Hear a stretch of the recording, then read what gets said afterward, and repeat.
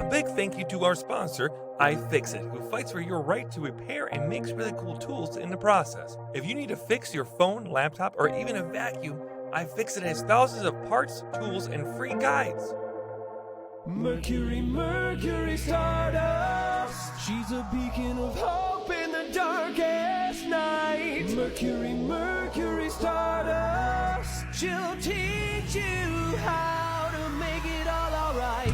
Hey there, hi, my name is Mercury, and I'm the trans Handy Ma'am. My pronouns are she, her, and I teach compassionate DIY. We're here to help renters, LGBTQIA members, and anyone who's feeling left out in a DIY space.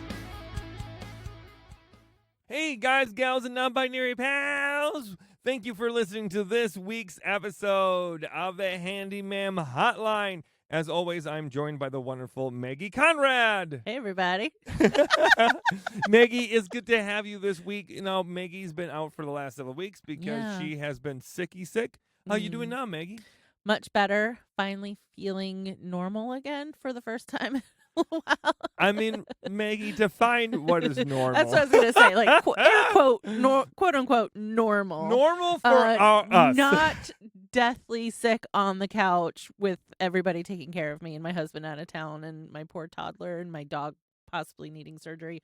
Oh, it was a hot mess, but we're back now. Now, for those who are just listening to us for the very first time, we have several questions today that we're going to go through. Some are voicemails, some are verbal messages. Text messages. Text messages, that's what that is. And but none of them are ones that I have fully looked into. I know vaguely about them, but that's about it. So we are going to dive right in, and I'm going to use all the knowledge in my brain to answer your DIY questions. Woo! All right. Hi, I am Giselle, she, her, and my son hung off of my curtain rod and tore it down, leaving a hole in the wall. I patched it up with the spackle they have at Walmart, but now, of course, I can't hang any curtains. I worked really hard to build my house from the ground up in October, and now it has a hole and I have sheets covering my window, so I have no privacy from the neighbors. I want to put up my curtains, but I don't know how to do that. Do you think I need to respackle or do something different? And if so, what? Thank you. Oh, no. The classic, my son decided to turn my curtains into a pull-up bar. Oh, first and foremost, I just want to say my heart goes out to you because the way that you wrote that really showcases like how much your home means to you and how imperfections like this really wear away at you. Like the way you wrote that specifically really makes me feel your heart here. I'm going to tell you right now, first and foremost, you did a great job already. I can't see what the result is, but I know the fact that you even tried and your instinct was to give it a go says volumes about you as a person. It also says volumes about how much you love your home, okay? When we're talking about trying to make sure there's structural strength into a wall, spackle ain't going to cut it, right? That hole in the wall needs to be filled up with some drywall, right? Like, especially because you say in your text message that you now have a big gaping hole in your wall, right? Even if you put like a whole bunch of joint compound in there, right? You're not filling up the hole entirely. So then the hole itself is not, there's nothing there to hold on to, right? And you don't want to just put the curtain rod up there into a space that's not going to have any strength, right? So what we want to do is do what I like to call 1-for-1 patch, okay? Or a California patch. What that is basically you're taking a piece of drywall and you're placing it into the spot that is, gone. And then you're using the cardboard that's an edge of that drywall as a little bit of like a butterfly. That's why some people call it a butterfly patch. And that butterfly patch just like attaches itself to the wall and you place joint compound over it. And they have, isn't that also called a Presto patch? Yes, Maggie, you cut me off before I was going to come in and say. I finished the thought. You did. There's a great product that's going to do you wonders, and that's called a Presto patch. It's by DAP. The DAP makes a great product called Presto patch. And it basically comes with everything you're going to basically need, okay? Now, how this works is it's just like a round patch, drywall patch. It's a piece of drywall that has a lot of excess cardboard around it. I think maybe like 1.5 inches of excess cardboard or so, maybe 2. Mm-hmm. And you can make those smaller if you need to. I never tell people to. The chances are you're going to need to make the hole bigger before you make it smaller. It'll come with some styrofoam that is basically the stencil for the patch. You're going to place the styrofoam on the wall. You're going to take a pencil and then go inside of the circle and trace it out. Then you're going to take a drywall knife or an X-Acto knife or anything you got and then carve out that hole. So now you're going to have a big, nice hole in your wall, but that Presto patch is going to fit right in there. Now, this is the thing I love about circle patches opposed to square patches. Circle patches fit in really nice and tight, and every single aspect of them, every single angle is you want it tight. You don't want them to have too much loosey-goosey in them, right? You don't want the patch to wiggle around at all. You really want it to be nice and firm in there if you don't have any screws in it, right? And this kind of patch has no screws. It's all drywall and it's all joint compound, okay?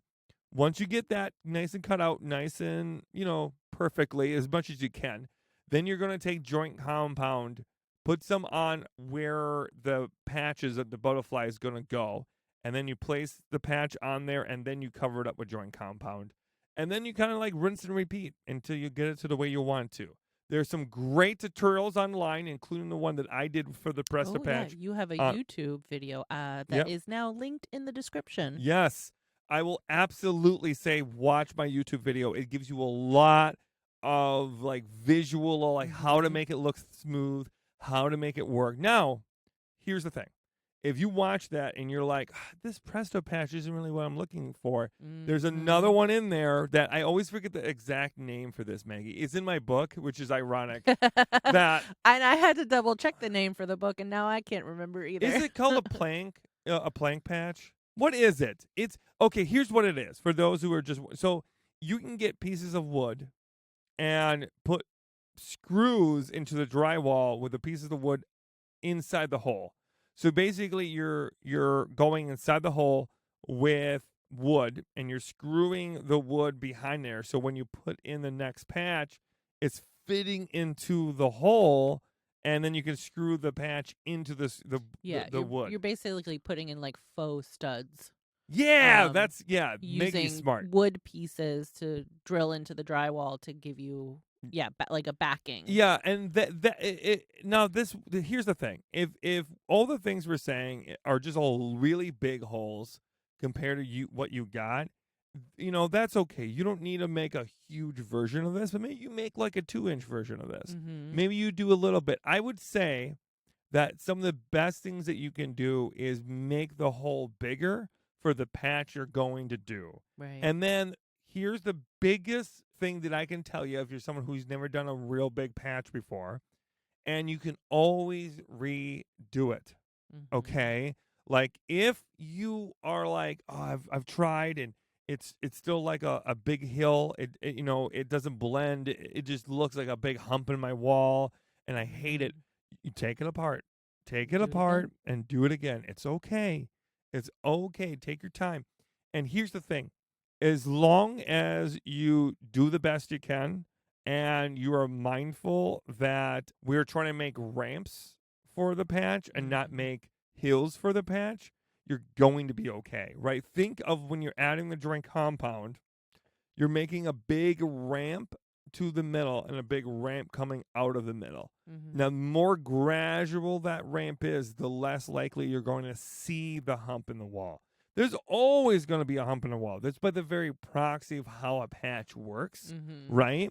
But if you can somehow make the illusion of flatness, it's going to look a lot better. It's kind of like when you're driving in a car and you're going up a very slow incline. You can't even tell. But then you go up that same incline on a bike and you're like, oh, yeah, I can feel it now. Or because you can't really see it, but you can feel it. 100%. That's a really great analogy. Or when you're going up the hill and you don't realize how high the hill is. And then you're like, oh, yeah. And then you look off the cliff and you're like 200 feet up in the air. Like it's those kind of things that you are way higher up on the drywall than you think you are. But we want to give the impression that you aren't. And Right. that's all we're trying to talk about. So I hope that helps. And I hope that fills out your, anxiousness about it. Because that kind of stuff can be Yeah. tough. And I think that the right tools are going to be like a joint compound, a joint knife, which is like typically a 6-inch blade. You can get a 10-inch and a 12-inch blade too if you want it to be really nice and smooth. But I think for the size hole you probably have, a joint knife is probably fine. And then make sure you get yourself a nice mud trough would be good to go. And if the joint compound is like low dust, that might make your life easier too. Because you will always get a lot of dust in the air when you're doing sanding and that kind of stuff. So if you want low dust, they do make that now. They make that like 50%, dust, like less dust. But how much is it really decrease is very hard to tell. But usually lightweight does do a better job. Lightweight spackle or lightweight joint compound rather does do a really good job. But again, great job trying to get that spackle and make it work. But spackle is usually a lighter thing. Yeah, it's and gonna be for like nail holes. Yeah, like small, like very, very, very small. Yeah, I think I always like to say if it's bigger than a dime, then you gotta make hold on. If it's bigger than a dime, then you gotta make more time. I'm sorry, I just used like a dad joke in there. I'm so sorry. But in all honesty, if it's bigger than that, then if it's bigger than pinhole, to be honest. Well, and I think honestly, like as somebody who has had both dogs and children, knowing how to patch drywall holes is gonna be a lifesaver. Okay, so I hope that we did a good job answering that question. So great job. Yeah, we did so good. I'm patting myself on the back. Da-da-da-boo-boo-boo. All right, next question is Marissa, pronoun she, her. Hello, Mercury. I have a weird question. Do you have any recommendations for getting over the fear of ladders? I am embarking on several projects this spring that require me to be on a ladder, like super tall ones for track lighting, and I want to be confident and secure when I get on a ladder. How can I do this? Thank you so much. First and foremost, Marissa, I want to just say vertigo is a real thing. Mm-hmm. Okay, vertigo is a real thing. And if you ever have experiences with vertigo and you are getting lightheaded or dizzy, I want you to get down from that ladder and I want you to call your doctor, okay, your primary care doctor, and talk to them about what's happening. Because vertigo could be a sign of a lot of other things. And I just want to be mindful that sometimes we write off fear and we're not always that lightheaded feeling. The reason why I say this is because my mother-in-law's boyfriend, Paul, who's a very good friend of ours, listens to the podcast, is one of the nicest people I've met in my entire life. Paul thought he had vertigo all of last year. And then Paul went to the doctor and his heart rate was at 31. Wow. Which is dramatically low. For those who don't know, it should be like at 68, 70 or something like that. If Basil was here, who's they would know. Yeah, our medical professional here at the studio, they would know. But I think that's usually you want it around 70. Usually athletes who do long distance running will have a heart rate of like 32 or something like that. But they asked Paul, "Hey, are you okay?" And Paul said, I could barely walk up the stairs here. And they rushed it and they put a pacemaker in. Wow. And they said that, they don't know how Paul got through that entire year. Wow. And so I just want, and every time he would go up on a ladder, anytime he would do anything like that, he would get symptoms for vertigo. And he just thought that's what he had, so he couldn't do anything around the house or anything. And he would ask me, "Hey, Mercury, could you come over to do this for me?" or whatever. The vertigo is just getting worse with age. And that's what he thought. And it wasn't. It was a pacemaker. Wow. So I just wanted to throw it out there. Be mindful of your health. But now that we got that, warning out of the way and I scared you shitless. That disclaimer. Now that I scared you crapless, let's talk about genuine fear of ladders. I'm curious because I cannot get up on ladders that are higher than a step ladder. Now, there's some tips and tricks, okay? First of all, you're having fear of a ladder is just healthy. I think fearlessness can be sometimes associated with boneheadedness. And I think that when you are fearless, it's sometimes because you don't take your life or other people's life into account when you make your actions, okay? So I think fearlessness isn't always a good thing. I think being fearful can be healthy. Mm-hmm. So a ladder can be dangerous. I mean, one of I'm correct me if I'm wrong. I think it's the one of the most common injuries in a home is caused by a ladder. It's very the ladders are just dangerous. So respect the ladder and respect the feet.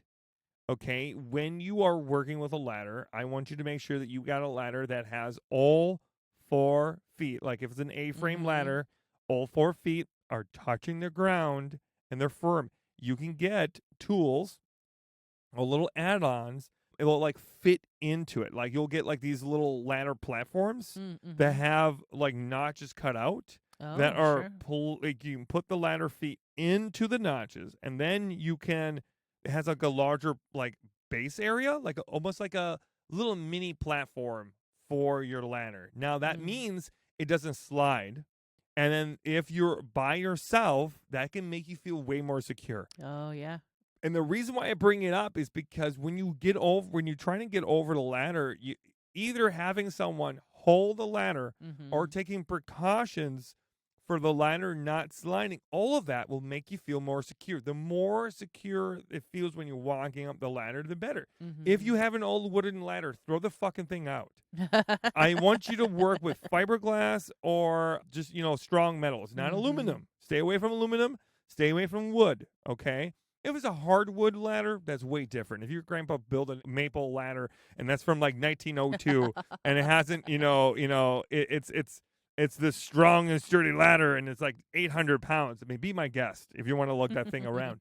But if it's an old wooden ladder or if it's one that's made out of aluminum, I just don't think they're the safest. Mm-hmm. The cheapest isn't always the best. The best ladder, the best brand out there that's lightweight that I recommend all the time is a Little Giant.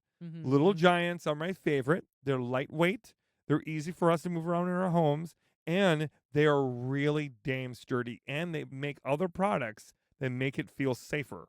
So you can get those little platforms I'm talking about from Little Giant too. Now, if we're talking about something that isn't an A-frame, it's an extension ladder, right? If you're trying to Mm-hmm. get up a 20-foot on a flat wall in your like loft apartment, Right. or if you're trying to climb the roof of your house or something, they make anti-slip mats for ladders. Mm. We have one here that I've never done a video on because we just haven't had the time yet or have the space. We need like a 20-foot wall to be able Sure. to do it.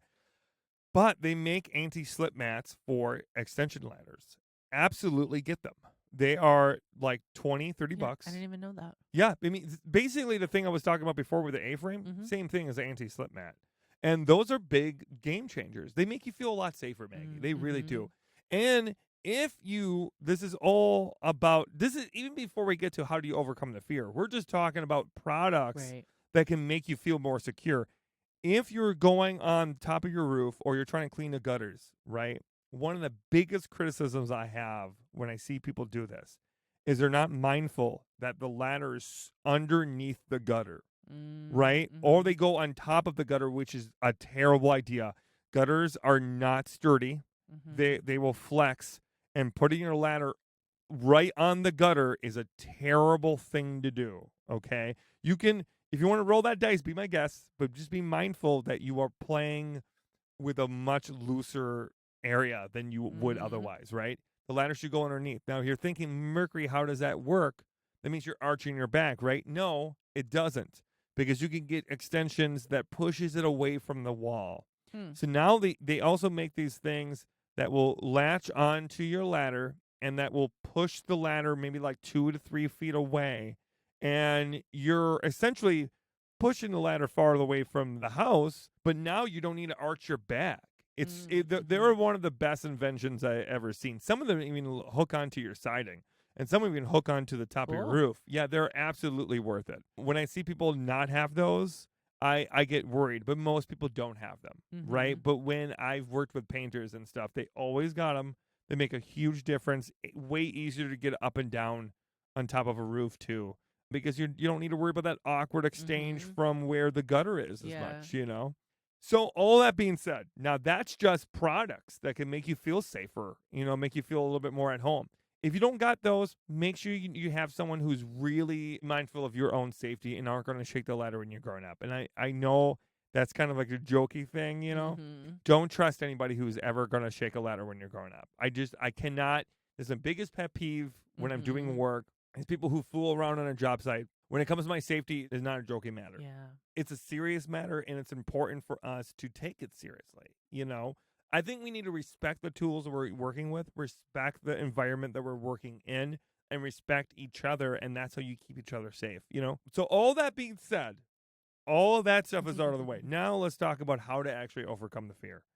When you're walking up the ladder, don't look down, don't look up, look straight ahead. Keep your head nice and level. And when you're walking up, just look straight ahead, okay?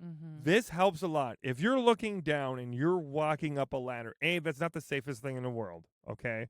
And B, you're seeing the ground move away from you, and that can give you vertigo feelings, okay?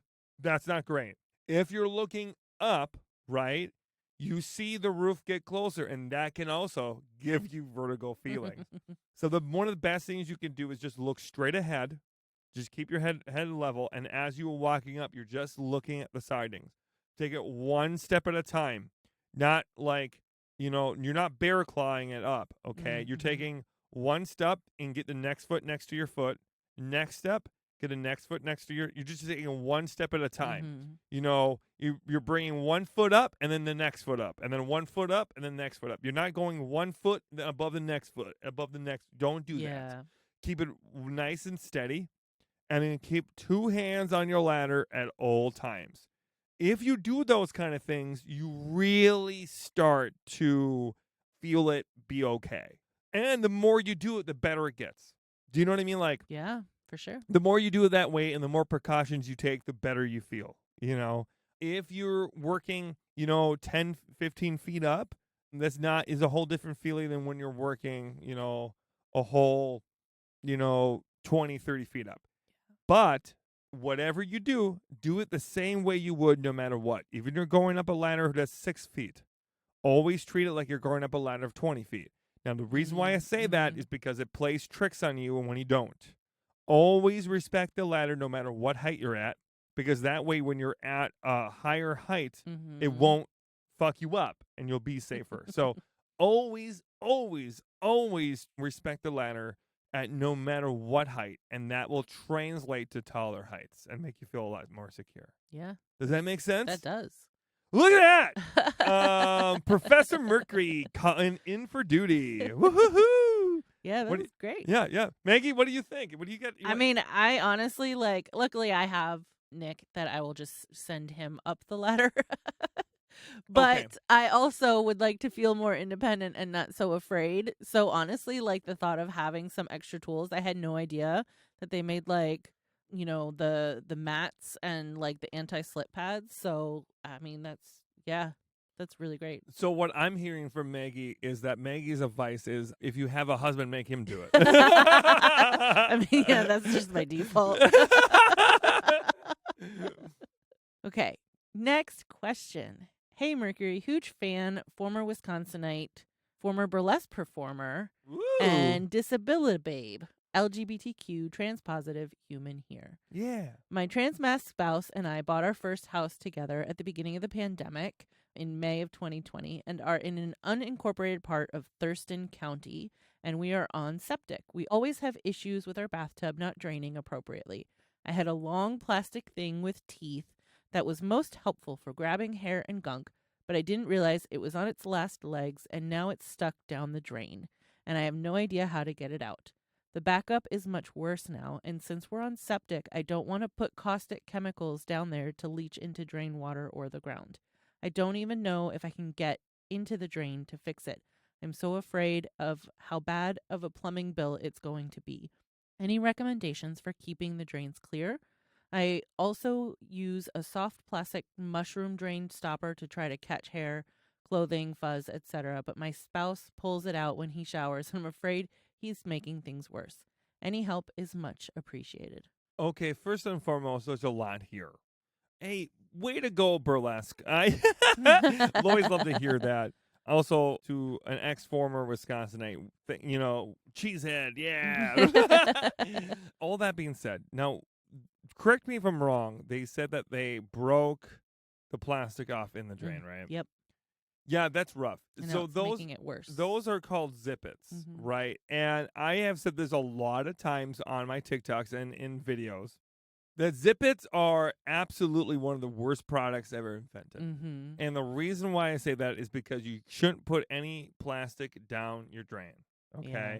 Now, it happens. It's okay. You did what was best for you in the moment. But going forward, if you're listening to this and you've done it before, if you're someone who's just listening to this and all that jazz, I'm telling you right now, stop using plastic down your drains. The reason why is because plastic can wear and tear, and it can break. And a lot of times you'll break the teeth on those. And even the teeth can cause problems, right? But if you break those in half or break the tip off or break them at any point, then now you have plastic in your drains, and that can be a nightmare of a clog to get out. Sometimes you don't get those clogs out without plumbing intervention. So that can be super tufts? Super tough. Super tough. Yeah, super difficult to deal with. Okay, so they make claw tools, like tools that are designed like 22 to maybe 36 inches sometimes. That sometimes you'll have luck. Sometimes you'll have like a telescoping tool that will, I've had endoscope cameras that I've put down into drains and I've used with a claw tool, and I've pulled out things like this. You might have a luck with an endoscope camera. They're $80-$90. Yeah. So, I mean, that's tough. That's tough sauce right away. You may have had some luck with a claw tool, maybe. What you could try to do is grab my favorite thing to mention, and that's a Cobra Skinny Drain Cleaner, and try to take the edge of it and really bend out the wire. What you're going to try to do is bend the wire out, one of them, and just make it nice and long and kind of like a witch's claw, right? Or like a lion's claw, and put it at a 45-degree angle. That might be enough to grab hair, grab whatever's in there, and then pull it up. As it's pulling it up, it may pull up the plastic too. Sometimes that works. And it's only 10 feet, right? Those are only 10 feet long. And most clogs are within the first 10 feet. This is before your septic. This is before it gets to a sewage line. It's typically pretty good. 10 feet is what I would usually recommend to people if they haven't done a lot of this stuff. Anything beyond that, you could try to pistol grip hand auger. That's 25 feet long. But anything past that, you should call a plumber. Yeah. This is when it starts getting a little bit more dicey, and you can make a bigger issue. Maybe it won't be a bigger issue. Maybe it won't be at all, but it's really hard to know. So try the Cobra Skinny Drain Cleaner, and maybe you'll get a clog of some kind that can pull it up. I'm very happy to hear that you're using a tub shroom. Tub shrooms are my favorite product that catches hair. If people do this all the time where they pull those up and they don't take the hair out, or they pull them up, or they then take a shower, and nobody should do that. If you got it, you should use it, right? Even a little hair can make a big problem. If you're already having clog issues, if you're already having build-up issues, that's when you should do this, right? Like, you should use one of these.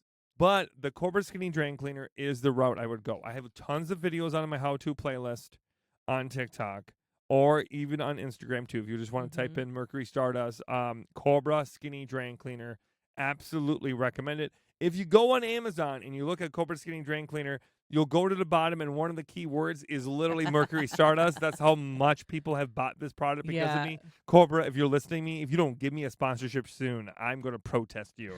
All right? I will link it in the description of this episode, too. So many people know this product because of me at this point.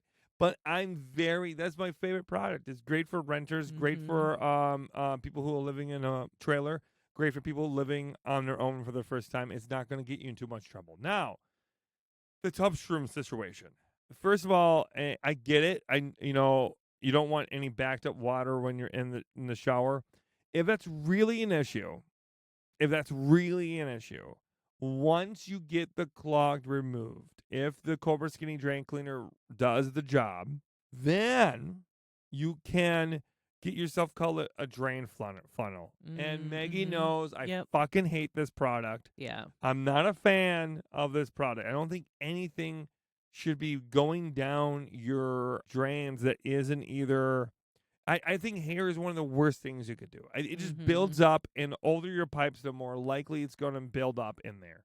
But the drain funnel brings the hair down like a little chunk at a time and makes a swirl, like a little tornado effect, that kind of does help it get past a lot of stuff.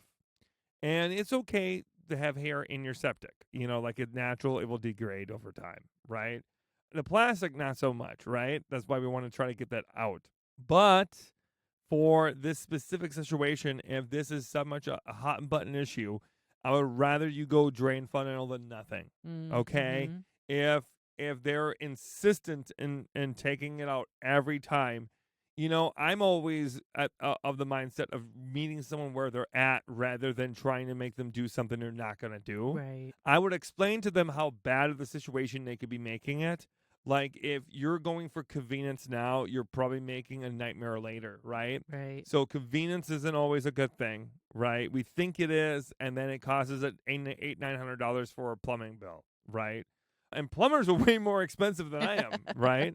As a technician, I can help you.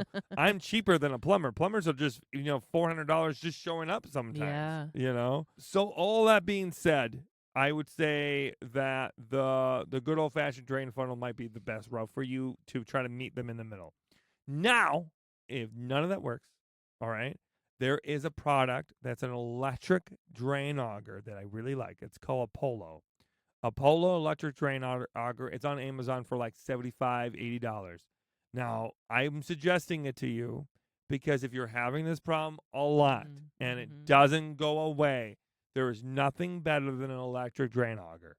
And this is the most affordable one that I found that I like. And it's the cable is flexible and it gets down most curves pretty goddamn easy.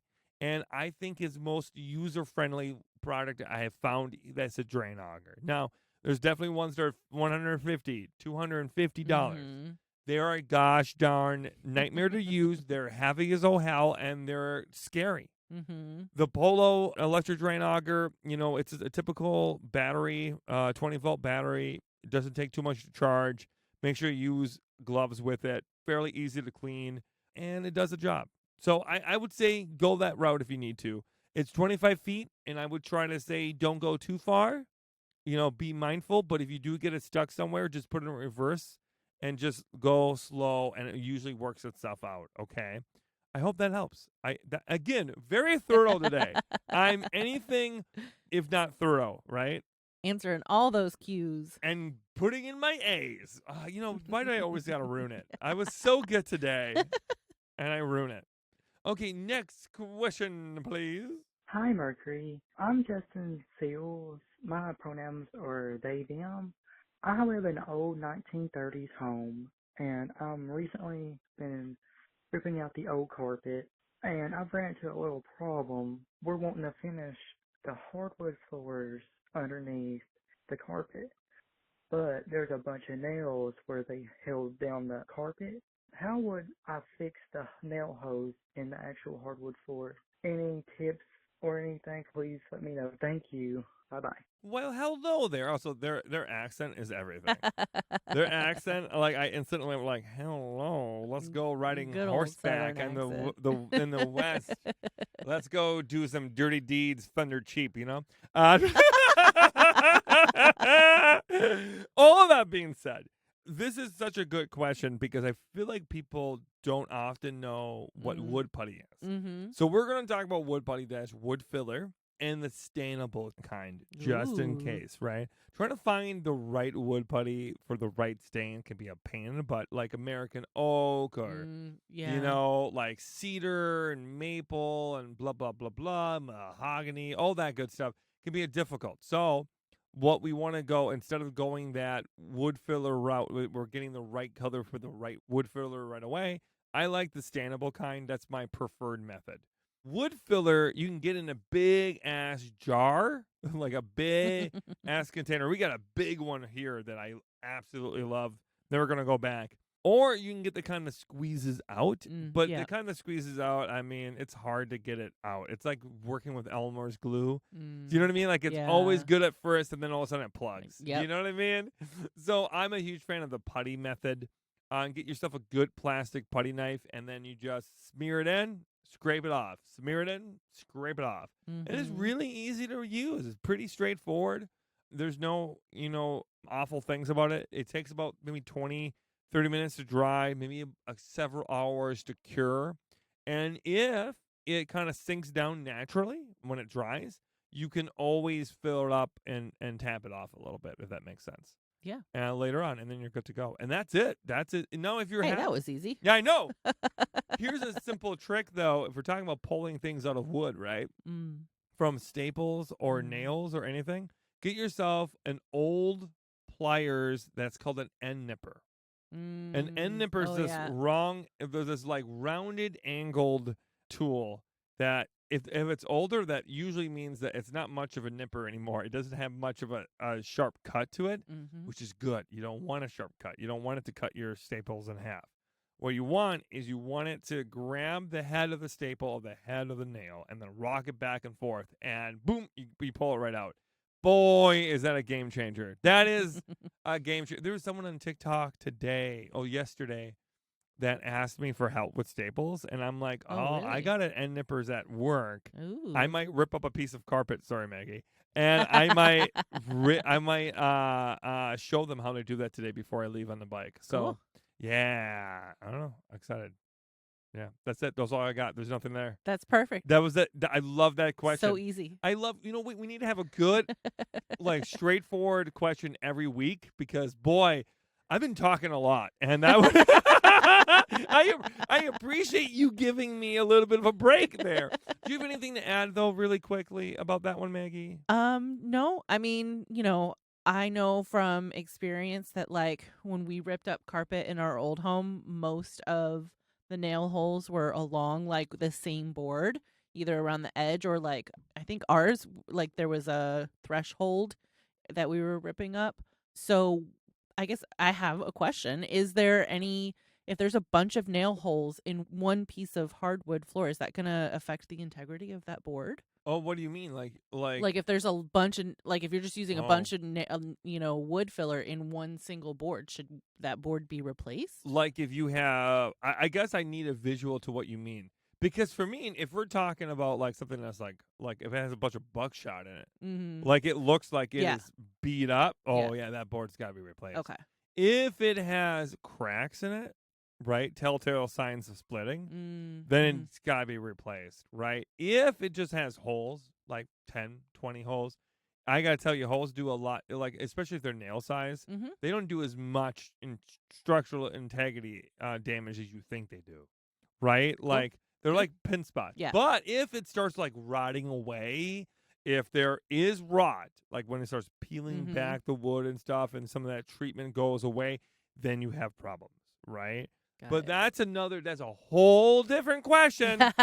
Maggie, you can't be introducing I just a had whole to go different make it more complicated. And that is one, I will say this. If you are doing any type of thing where you're peeling up carpet, revealing floorboards or anything like that, always look up, like, how to spot rotting wood. Okay? Yeah, that's a good one. It's just a good one to know. And also, by the way, it's going to be different from wood to wood. It's not always the same for types of wood, right? Cedar has a specific way of deteriorating, and so does oak, and you know what I mean? Like, so it's all a thing. But they all have a universal, like, smell to them. You know, like, they'll all have that kind of, like, slowly decaying smell. But once you're around it, you know it. Yeah. But it's hard to build that kind of repertoire up. And, yeah, I hope that was good. Cool. Yeah. Way to, like, introduce a question at the very end of that. I was doing great. And Maggie's just like, how about this more difficult question, Mercury? Do you have that? I like to make things complicated. Yes, you do. All right. This is Becca, pronoun she, her. Congrats on the amazing fundraising results. I'm a single mom and super overwhelmed by needing to fix up a place before I move out. Is there a way to clean scuff marks off walls without having to repaint everything?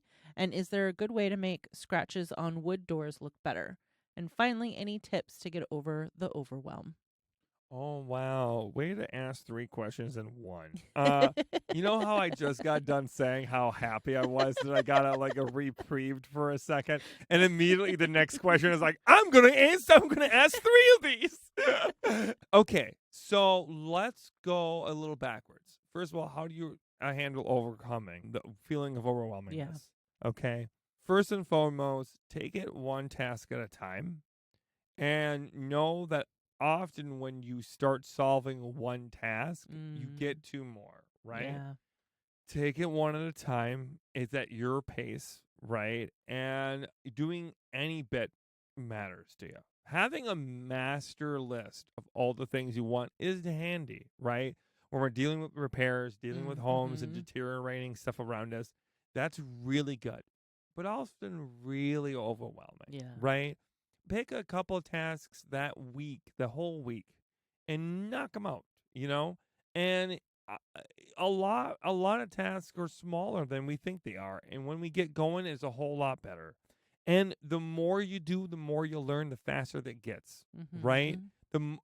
You gotta be willing to fail, and it's okay if you do. And failure is just a weird concept anyways. Yeah, like for sure. I think for the 14 years I was in maintenance before I made it here on the good old-fashioned Tiki Talk, I was a failure for probably 11 of those, right? Like maybe the classic sense. But boy, I wouldn't have been able to be really good in those last 3 years if it wasn't for the 11 years where I struggled a lot more. Yeah, that's true. I think people got to understand that no one's good at homeowning. No one's good at these repairs. No one's good at, fixing this stuff up when they first start. You just aren't. The more you do, the more you work at it, the less overwhelming it gets. And take breaks. Build in breaks. Yeah. If you got to take an hour-long lunch break when you're working on this stuff, fuck it. Go see a movie. Don't do this thing. Yeah. Where you beat yourself up and you put yourself on a 9-to-5 schedule. Don't you dare do that. This is not 9 to 5. This is not you clock in and clock out when it comes to your home. You're in your home a lot, especially if you work from home. You're in your home a lot. Give yourself a fucking break, okay? It's okay. You're doing the best you can with what you got, and as long as you trust the process, it's going to be okay. It's just, it's overwhelming. It just is by the very nature. Now, how to get scratches out, and then we'll get to the first question that I already forgot. So, scratches. Okay, there's a lot of different routes to go with this one. If it's just little scratches, also wood filler is a way to go. Sure. Sometimes you can just fill this in with just some stain. Sometimes we're natural gel stain. Sometimes can fill this in there. There's some polishes that can take out those scratches. I've heard this work before. When you got little scratches, a steamer can naturally pull them out. A steamer will do it. So maybe a steamer can kind of like flare it out and pop it out. Try that. There's some great tutorials on YouTube that will show you a little bit more about that. Sometimes people use irons too. So when you apply heat, even like a heat gun, that can also make it pop. So maybe there's some good tutorials online that will show you the right direction. And there you go. Now, for the meat and potatoes, the question you started this with, which is the most important question that you asked in this one. I know it's the scuffs. Yes. I know Maggie I was ready. Maggie was going to read it again, and I was like, no, Maggie, I thought of it halfway through me buying myself time, and all that being was scuffs. Now, this is solved by the most versatile tool in the tool bag. This is solved by the thing that we use in almost every single how to fix it, there is, especially when it comes to any type of plumbing or wall repair, right? And that is baking soda. Baking soda. Really? Yeah, baking soda mixed with water. It acts, that baking soda, I cannot stress enough how good baking soda is at cleaning stuff. Cool. Because baking soda acts as that like abrasive. Do you know what I mean? It's kind of like little sand pebbles, What is that soap that I always use that, the Gojo? Gojo? Yeah, what kind of stuff? Is it pumice? Pumice? Pumice, yeah. It kind of acts, that baking soda acts as pumice, basically. Right. And that abrasiveness helps to scrape into the wall and take it off. Now, Cool. if that doesn't work, right, you want to go gentle because you don't want to take the paint off, right? There are some products out there. And like I've said before, if you need something for cleaning, Pink Stuff has got it out there. And the product is probably at least decent, right? Now, if you don't like Pink Stuff, Zepp's. Zepp's got fucking everything. And I like Zepp's. I think Zepp does a pretty good job with most of their products. They got a foaming-based product, apparently, that is supposed to be really good. I Googled that before I answered this question. But honestly, I think water and baking soda might be a really good solution. Yeah. And honestly, probably the cheapest option. And I just think anyone who has a home in general, renter or homeowner, should just have baking soda. Oh, because for sure. baking sodas are great for like a lot of little fixes. From clogs to, cleaning stuff like this to smells. Baking soda is just a handy thing to have around. What do you think, Maggie? Yeah, I love baking soda. I also know, like those magic erasers? Yes. Those can be a little pricey, but you can get the melamine sponges. I forgot about those. For like a few cents. You can get like a pack of like 50 for like $2, I think, of the like off-brand melamine sponges. Yeah. Do not buy magic erasers. They're just really expensive labels. The Mr. Clean magic eraser. Yeah, those. You just want a melamine sponge. And they fall apart really fast. Yeah, they're like single use. Yeah, they really are. They're only supposed to be used like the one time. You use it until it breaks down and falls apart, and then you get a new one. Like you throw it away, get a new one. But it's usually like single use. I do like them. I will say this. I have seen them rip off paint before. Really? Yep. Yep. I've used them a bunch, like especially like apartment cleanouts I've done, and I've never. But I guess it also depends on like the quality of the paint and the drywall in the space and how hard you go at it. Yeah. I mean, there's definitely something to be said that's why I like baking soda in this instance, because you can take a little bit at a time. Sure. You can try really tiny and focus on a spot and really put your elbow grease in it. And then if it works a little bit, then you put more. And you know what I mean? I think with a magic eraser or with any product like that, it's a little bit all or nothing. You know what I mean? You like wipe it once and like, you know what I mean? That kind of thing. Those kind of things can happen. Anytime you add a chemical into it, anytime you add any type of chemical or soap or anything like that, you are rolling the dice. If we're just talking water and baking soda, it's the least likely to cause a reaction, right? Someone asked me recently, how do I clean a tub? And I said baking soda was where I would start, and I know that like you want to work yourselves up. And they're like, well, I heard acetone was a good route. Ooh. And I was like, don't start with acetone. Don't start with acetone. Wouldn't that strip your tub? It can. Yeah. Oh, yeah, it can. It can also, like, if you get a plastic tub, boy, if you are a renter and you use acetone on it, yeah, you melt it. Oh, yeah. You can have an issue. You can have it. But, a little bit could do a good job. Do you know what I mean? There is some truth to it. Sure. Right? But, boy, don't start there. Start gentle and then get more intense as you go on. Because maybe you'll see, oh, you know what? That worked pretty good.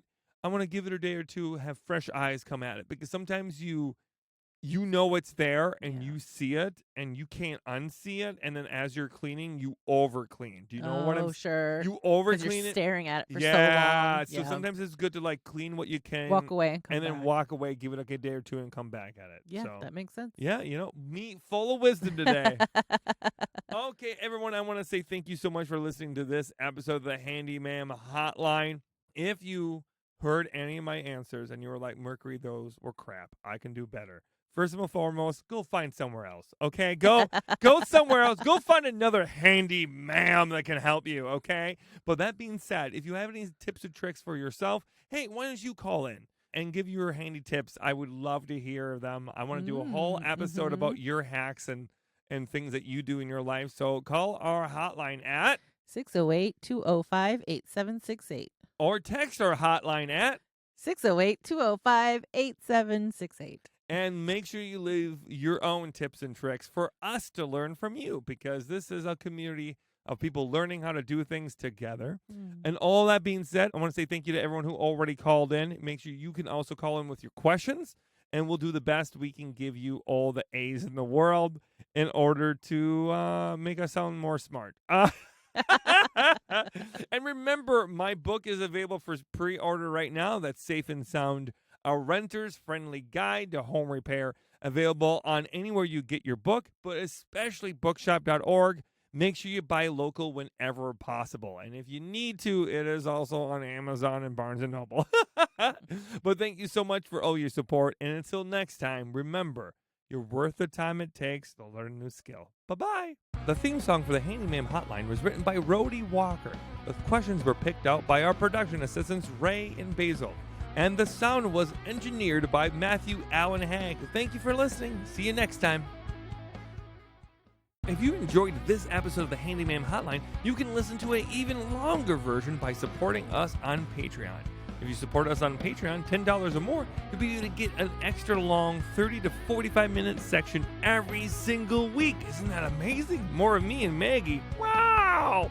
So thank you so much for all those who already support us, and you too can support us and listen to more on our Patreon. Thank you. Bye-bye. If you enjoyed this episode, please help us keep the pirate ship alive by supporting our sponsors, the wonderful iFixit. They fight for your right to repair and makes really cool tools in the process. If you need to fix your phone, laptop, or even a vacuum, iFixit has thousands of parts, tools, and free guides to make your life a little bit easier. So grab your head